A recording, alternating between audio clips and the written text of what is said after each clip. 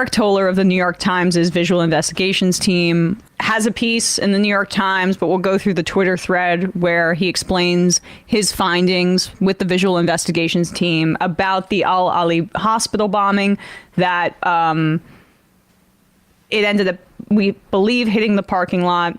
The death toll is likely less than 500 as initially reported, but still many, many died. Majorly significant, yeah. Hundreds. Yes, and fairly immediately, the Israeli government blamed a Hamas rocket after an Israeli official tweeted bragging about it, close to Bibi, then had to delete that tweet.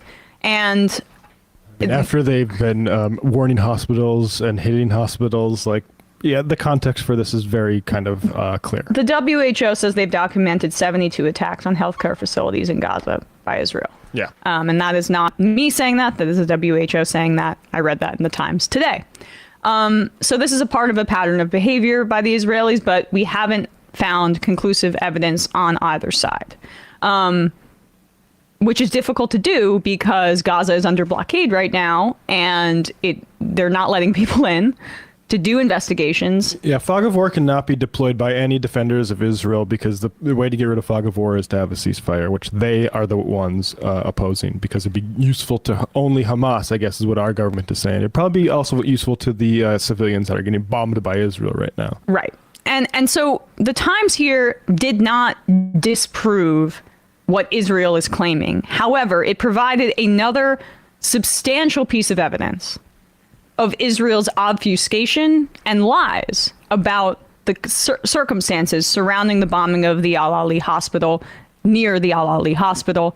I mean, there were people sheltering in the parking lot out there because they thought it was safe. So it's an atrocity no matter which way you slice it. Yeah. Here's the thread. Same reason people hide near churches. Yeah. Let's, well, they bombed that church too. Exactly. Let's go through this thread here. Eric Toller. Israeli and U.S. intelligence officials believe that a projectile captured on videos shortly before the Ali Arab hospital explosion was a Palestinian rocket. That's the claim. New York Times' visual investigations found that this object was launched from Israel and likely unrelated to the deadly blast. Let's keep going. We can play that video too, actually. Yeah, this is just to be as diligent as possible. So this is the object, the projectile that Israel had claimed and was part of the evidence presented to the media, to the public, about what they claimed was a rocket by Hamas. Let's keep going. You can read the article there. An IDF spokesperson went on CNN and the BBC with a printed out screenshot from an Al Jazeera live stream showing this projectile, claiming it was the rocket that hit the hospital. We also believe that American officials are incorrectly assessing this to be a Palestinian rocket. So, you know, everybody makes mistakes, right? Whoopsie. I mean, we do have to put this in the context of Israel released supposedly captured phone conversation. That too. That was clearly staged as well. So this is, I think, frankly, like, Hamas phone conversation that immediately everyone was like, this does not match the dialect. This doesn't make sense. Yes. And so like that, which I think is even a more clear like fabrication. This is this in the fog of war could be seen as a misinterpretation of, you know, videos or whatever.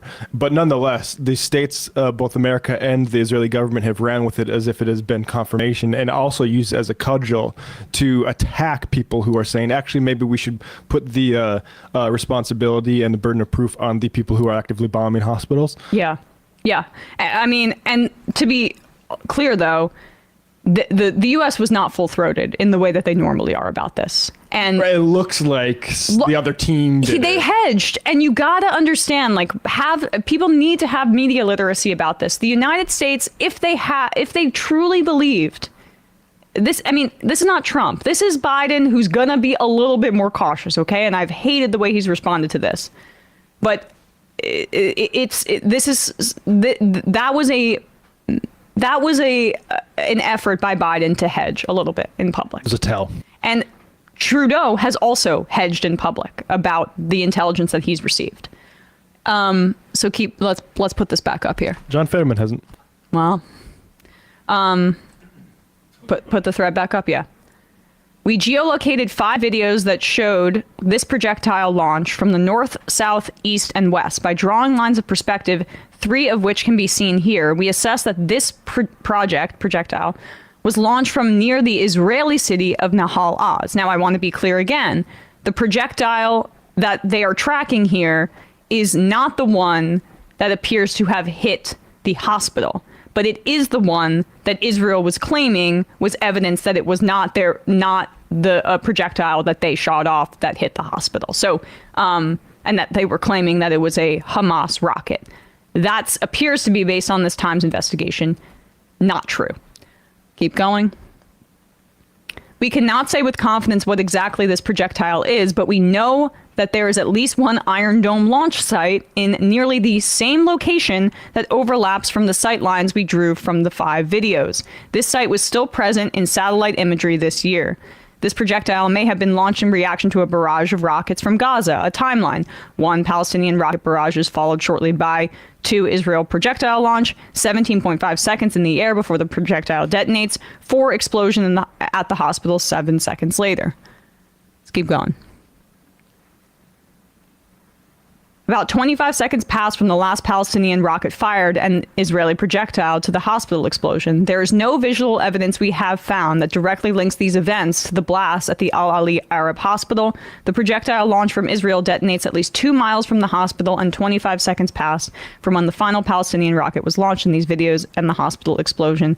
The situation in the area around the hospital was chaotic that evening. The Al Jazeera live stream of the scene, plus other videos we reviewed, shows that at least 2 large explosions near the hospital in the minute before the deadly blast.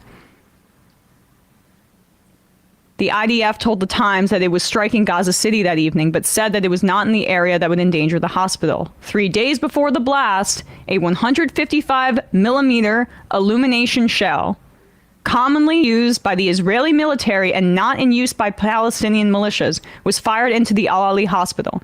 Hospital administrators say that they had received warnings from the IDF telling them to evacuate. We had heard of these tales before, but now it's being confirmed by somebody that works for the New York Times. Yeah. And they're not going to come out there with this without extensive verification. And that is evidence. And people say like what circumstantial evidence is, and I had it explained to me in jury duty just last spring. And it is actually evidence, which is to say, like, you can infer that it's raining outside if somebody comes into your office and they have a raincoat on that is wet and an umbrella, right? Mm-hmm. And so we have this same hospital getting hit, so it was sighted in by the Israelis. Yep. And warned, so it was intentionally sighted in by the Israelis and then later hit. And now maybe in the kinetic environment of all sorts of hospitals and all sorts of civilians getting killed, that a Hamas rocket, which we don't, again, I stress the evidence for that is non-existent now. It's just the IDF, what they're saying. Right, exactly. But even if that were true, you could forgive the Palestinians for saying oh yeah, they bombed us, but we're beyond that now. Yep. Because there's no evidence beyond the he said, she said. And I'm sorry, in this context, which is you have more bombs than we drop in war in Afghanistan. I forget what those numbers are, but 6,000 bombs, and including all of the hospitals that have been hit. We see where we should the sort of demand for a false agnosticism about this as people are under rubble is disgusting, and it is cover for cowards, and and for people who don't actually care about Palestinians getting killed by Israel, because I think this is a natural response that the media should run cover for. Final parts of this thread here, just because I want to be thorough with what Toller says. Our analysis does not answer what actually did cause the blast or who was responsible, but it does undercut one of the most publicized pieces of evidence used by both American and Israeli officials. You can read the investigation below. That's at the end of the thread there. Lastly, here we go. Shout out to the first person to publicly out the case that this may have been an Israeli missile interceptor and not a Palestinian rocket. He had it on October 19th. I remember this analysis. It was disparaged, and now the Times is praising it. So take with this what you will. But I'll take a ceasefire now, please. yes, exactly. Amy Schumer is trash, says, why won't Bernie Sanders back a ceasefire? Well, that is a massive... Bernie's not a leader on this stuff, and it's really disappointing. It's very disappointing. And 300 staffers came out and asked him for it. Has there been one senator that has called for a ceasefire? I don't believe so. Yeah, I mean, If Bernie's that's not the doing it, thing. I mean, the Senate really, they think they're so above this. Come on, Bernie Sanders. Are you kidding me here? It's got to be Bernie. You have entrenched yourself as a politician. There's very little risk at all to saying something like this for him politically. I don't know where he's been, to be honest with you. It's disappointing. Amy Schumer is trash also writes in, I personally think Fetterman is playing it safe after the synagogue shooting in Squirrel Hill near He's not playing it safe. Safe is what all the other senators are doing. Fetterman is more belligerent in support of Israel than the standard senator is, and it's disgusting. Yeah, I mean, but in terms of your assessment of the politics behind maybe his aggressiveness on this, I agree. I would imagine that is in his calculation. I think he thinks it's safe, but like it seems risky to me to be this gratuitously in support of a country committing genocide when especially you won because you had some sort of primary and like like progressive bona fides. Yeah, I think politicians are very much going to be taken aback by how the politics shift quickly on this issue. And Fetterman will be the one to bear the brunt of that. Coop says, WTF is the point of the back and forth on this one hospital. They bombed dozens of others. Just seems like controlled opposition to distract from the overwhelming evidence of civilian targeting throughout this and previous conflicts. I couldn't disagree with you more. I think it's incredibly important to unpack this particular incident because it's about training your mind to view this conflict in a way with a critical eye and understanding, as Matt has said, where the burden of proof lies. We're in the business of reporting what is true and giving context on that front. And the many media outlets and our government has run with what appears to be a basket full of lies from the IDF on an explanation on this. So I think it's important to counter it. Yeah, I mean, I think the reason the Israeli propagandists, Zionist propagandists want to cover on it is because it leads people to say like, well, if this is disproved, then it means Israel is not hospital bombers. And people think that's true. And so like that message, that's why Israel wants to support it. But why we have to talk about it is because it is being actively used as a cudgel to get people expelled from jobs and from like caucuses and stuff like that. Because Rashida Tlaib said that exactly right. The Republicans are trying to expel Rashida Tlaib based on her claim, or censure her, I should say, based on her claim about Israel bombing this hospital. So that's part of why that's important. It is a wedge issue, and that's why you can't let that, or not a wedge issue. It is a propaganda tool, and you can't leave that vacuum. I'm sorry.